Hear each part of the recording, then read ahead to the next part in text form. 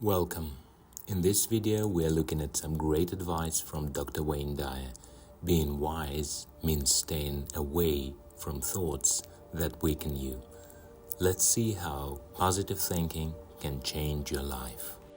Wisdom is avoiding all thoughts which weaken you. You know, every thought has an energy, just like everything else in the universe. And if you have a thought of shame, it will weaken your muscles. And what is your heart but a muscle? If you raise a child to believe in shame and feel ashamed of themselves, every time they think that shameful thought, they will be weakened. And if you have a thought of fear, and if you have a thought of stress, and you have a thought of anguish and anxiety, all of these thoughts and many more are the thoughts that will always weaken you. When you are having a thought that you know is disempowering you, shift it. Shift it to one that is empowering rather than disempowering. And the thoughts that empower are thoughts of neutrality and willingness and love, and ultimately thoughts of divinity. And when you see a troubled person who is out there struggling at the highest level of unity consciousness or God consciousness or spiritual consciousness, you recognize yourself in all that you see. There, but for the grace of God, go I. And I am connected to that person. It's a great illustration of how crucial it is to focus on the thoughts you choose. It explains how avoiding negative thoughts and concentrating on uplifting ones can genuinely improve your life. It demonstrates how your thoughts can affect your emotions and accomplishments.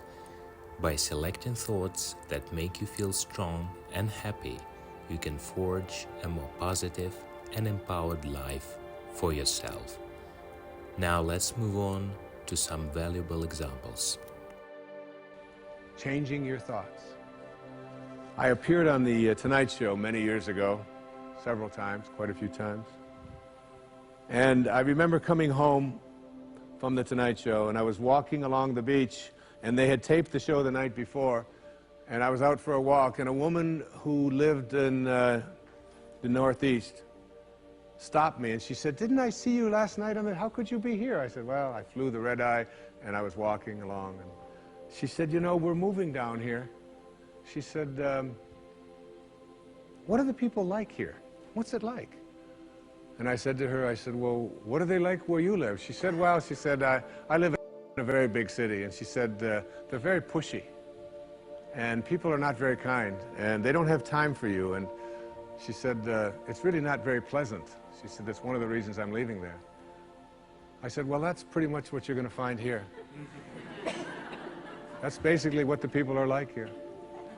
On the way back on the same day, someone else who had seen me the night before on the Tonight Show, who had lived in the Midwest, stopped me and asked me almost the same question. She said, "You live here?" I said, "Yes." She said, "Well, my husband and I are moving here and we're looking for a school." She said, "What are the people like here? What's it like here?" I said, "What are they like in Chicago where you live?" She said, "Oh," she said, "it's the Midwest." She said, "People are very friendly, they're open, they open their homes to you, they're very loving, they're very kind." She said, "It's a wonderful place." She said, "I love that, I'm going to really miss that." I said, "That's pretty much what you're going to find here." It's what you expect, it's what you think about that expands. It's what Emerson taught us. The ancestor to every action is a thought. Change your thoughts and you change your world. Change your expectations and you change around what you begin to manifest and see showing up in your life. It's a fantastic example of how positive thinking can alter your reality.